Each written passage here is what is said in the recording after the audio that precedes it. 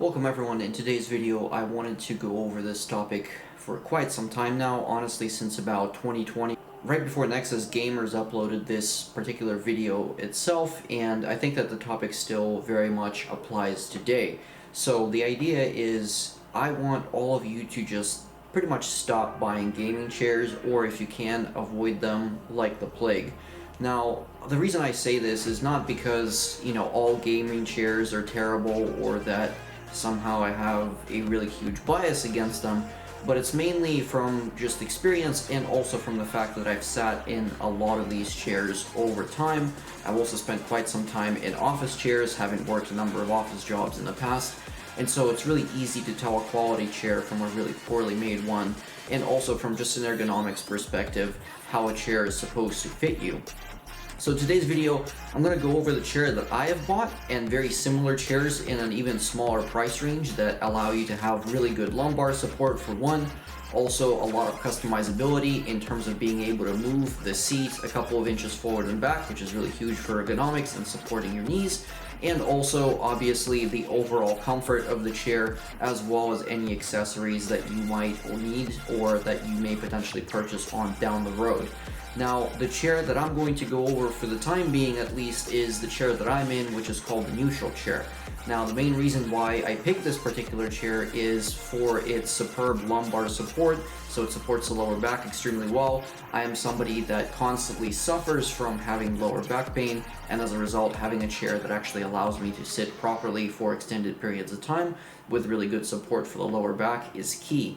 Now, the reason why this chair is so much different from, let's say your typical gaming chair, your Omegas, etc. that are out there is mainly because of the fact that the lumbar support actually moves as you move around on this chair, and I'll demonstrate that here shortly. So as you can see, within the chair itself, we have a special mechanism here that allows the chair to basically control how much support it gives to your lower back. Now, when you get into this chair initially, you will essentially depress this section here, which then moves in and out as you are compressing or sitting down or standing up in the chair, which is something not a whole lot of chairs do. To kind of view it from a different angle, you can see what it's doing here as I push it in and out. Again, a really different design from what you would see on sort of your typical chair, but this is the sort of style of chair that I actually recommend going for in terms of just the overall design. Having the extra lumbar support right here is pretty crucial. Now, there are tons and tons of chairs out there that promise having some sort of lumbar support, but most of the gaming chairs, and I'll put up some pictures here on the video, they mainly just give you a little pillow in the back, and while you can move it up and down on some of the chairs using some Velcro, it doesn't actually give you all that much in terms of proper support,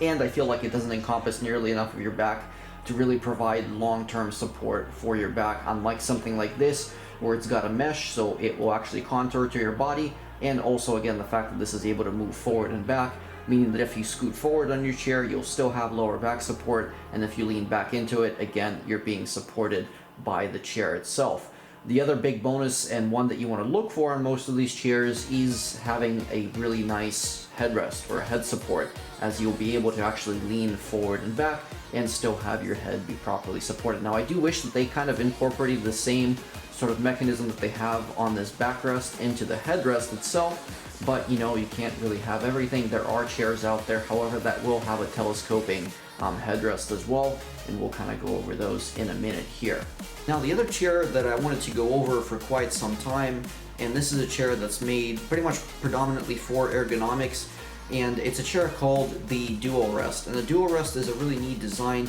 because instead of having sort of a singular support for your shoulders and back, what the DuoRest does instead is they actually have two separate sections that move in and out as you're sort of squirming in your chair throughout the day, meaning that you're getting that really good shoulder blade support in that particular area of your back. And again, for somebody who tends to be a little bit bigger, this is going to be probably the area where you're going to need most of that support throughout your day. And again, this is a chair that predominantly centers itself on high ergonomics. So that does not necessarily mean that it's going to be a super comfortable chair. What it does, however, mean is that it's a chair that will support you really well as you're going about your day. Now the reason the DuoRest is really cool is because you have this feature that allows full customizability of where these sort of rests move up and down, and again you get that individual support for the very back of yourself, so as you're sort of shifting in your workday or in general just as you're watching a movie, etc., you're going to get that additional level of support in your back area. So that chair is really neat for that particular regard. And then last but not least, we absolutely have to talk about the chair that Logitech recently released in a collaboration with Herman Miller. Now this particular chair, I'm sure all of you have seen, it needs no introduction. I'll put some images again on the video screen here just so you can see it. Now the main reason why this particular chair is really cool, despite the absurd price tag of well north of $1,200 in some areas here in the United States, the reason is that the back is designed with the entirety of it being able to move in and out as you are sort of pushing yourself into the chair. And I'll kind of see if I can put a little GIF or a video of that in motion or in its working so you can see what I mean. And again, the main reason for this being such a comfortable chair and also a chair that is able to support you for extended periods of time is because it's basically able to control all these pressure points on your back and also give you the adequate amount of sort of lower back and also middle back and high back support that none of the other chairs really do in the same way. You can achieve some of it with a mesh, but you're never really going to get close to this sort of mechanism where you're essentially almost having springs all along the back of the chair that are contouring to your body as you're shifting forward and back. Now also, of course, they did spend quite a lot of time designing this. Herman Miller chairs in general have a tendency to be really, really well engineered from an ergonomics perspective, and that's something that this chair does. Now, the other reason that I want to shift you guys to these types of chairs versus having like your typical gaming chair is because a lot of them have just a bunch of really stiff foam, and the sort of race car seat design, while it's something that generally tends to work well in a car, you have to also understand that a lot of these car seats are also using a different type of material. There's usually a very specialized kind of memory foam in those seats nowadays, especially with Nissan, for example, having their zero gravity seats. Volvo does something very similar in their cars. Pretty much anything mid-range to high-end nowadays tends to have some sort of a really nice seat material in there. That means that you're not just sitting on a bunch of really stiff foam over time, which is just only going to cause you a lot of headaches in the long run. You're going to have a bunch of discomfort, and you're also going to end up potentially just having issues with blood flow in your legs or other parts of your body where this foam is essentially restricting it, which is of course obviously not ideal for you being able to sit down and really enjoy your experience while gaming, watching movies, etc. And the other part is that I've also noticed that the backrests on a lot of these gaming chairs have a tendency to again just be a little pillow,